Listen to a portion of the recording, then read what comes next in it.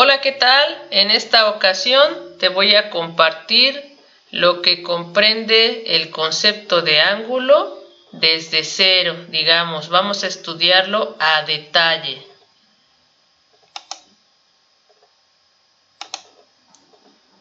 Primero partimos de dos elementos geométricos que se llaman semirrectas.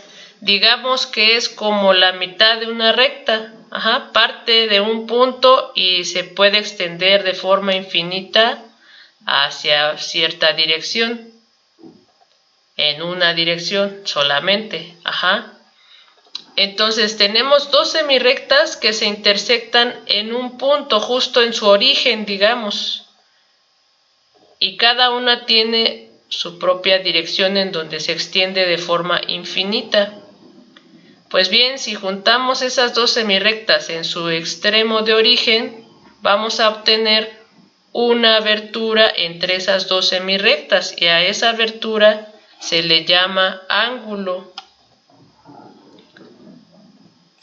Un ángulo tiene varias partes. Nos vamos a apoyar con estos puntos B y C sobre la primera semirrecta que vemos aquí en color claro. Y entonces ese segmento BC nos va a generar el lado del ángulo. Ese es un lado. Digamos que la semirrecta total sería el lado, pero lo voy a usar como segmento contenido en esa semirrecta para fines didácticos en lo que les voy a explicar más adelante.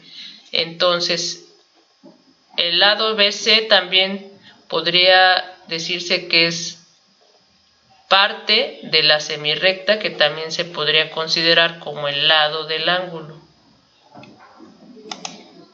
De la misma forma, la otra semirrecta, que está en color más oscuro, me generaría otro lado del ángulo. Y voy a usar como apoyo los puntos B y A para denotar el lado AB. Entonces, un ángulo tiene dos lados que son precisamente las semirrectas, y en esas semirrectas yo localicé segmentos para denotar mis lados. El punto donde se intersectan las dos semirrectas se le llama vértice, es el vértice del ángulo. Entonces, la abertura entre esas dos semirrectas me genera un ángulo y convencionalmente se denota con letras del alfabeto griego, como en este caso pusimos alfa. La notación de un ángulo se usa de esta manera, parece un piquito y a veces tiene una curvita como en la ilustración que denota el ángulo y se escribe como se muestra aquí en la imagen. En sentido contrario de las manecillas del reloj, empezaríamos a mencionar el primer punto, que sería A, luego el vértice del ángulo y finalmente otro punto, que en este caso es C.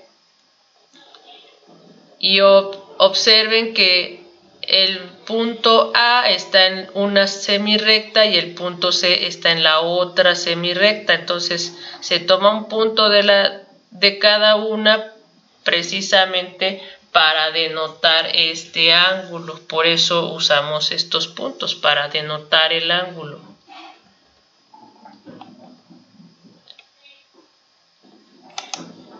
Ahora bien, la abertura de esas dos semirrectas está ya denotada, pero ¿qué pasa si nosotros observamos todas las posibilidades que podríamos obtener si moviéramos la semirrecta de color claro?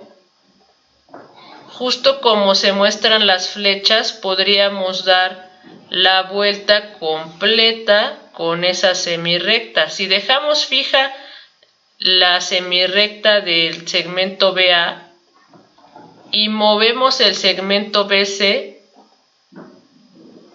entonces vamos a obtener distintas posiciones de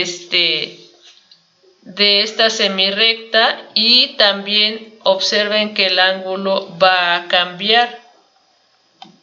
Por ejemplo, el caso donde se anula el ángulo es cuando el punto A y el punto C coinciden.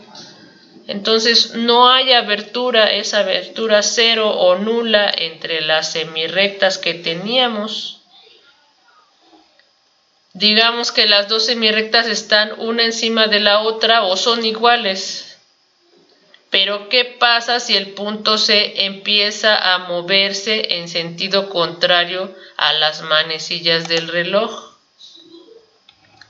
En ese caso se genera el ángulo alfa y ya no va a ser cero la abertura, empieza a aumentar. Si movemos aún más ese segmento BC, o sea, si movemos el punto C en sentido contrario a las manecillas del reloj, va aumentando la abertura entre esas dos semirrectas. Si muevo aún más el punto C, aumenta más la abertura. Y más, aún más.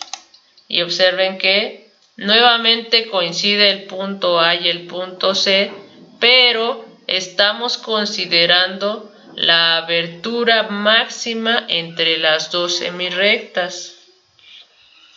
Entonces, la pregunta es, ¿cómo sabemos qué tan abierta o cerrada es ese ángulo alfa?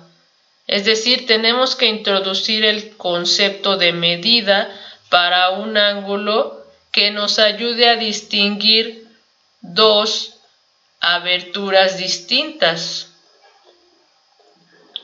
Y pues la más convencional es la que está basada en grados.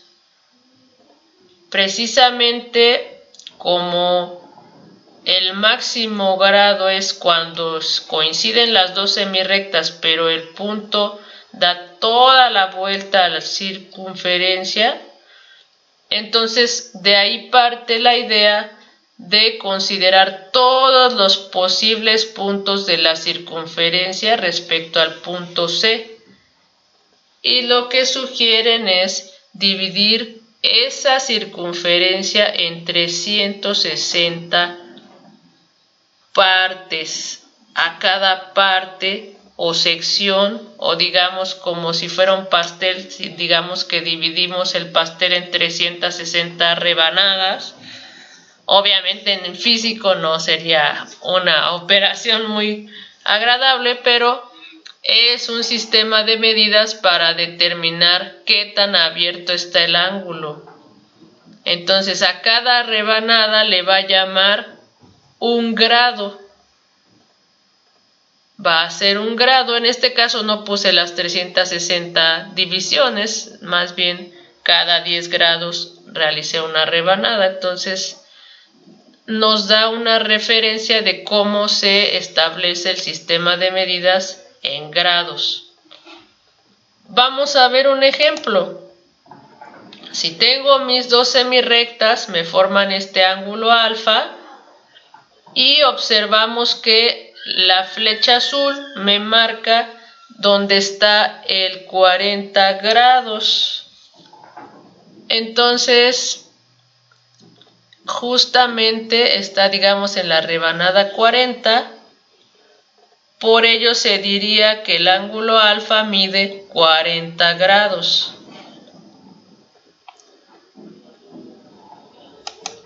Para ser más formales, podríamos nuevamente usar nuestros puntos de apoyo o un punto en la semirrecta que le llamamos A, otro punto en la otra semirrecta que llamamos C, nuestro vértice que es B, donde coinciden las dos semirrectas, y entonces consideramos siempre el segmento BA de forma horizontal y sobre la rebanada 0, y el otro segmento que sería BC es el que digamos me va a marcar cuántos grados está abriendo o qué medida tiene la abertura entre las dos semirrectas.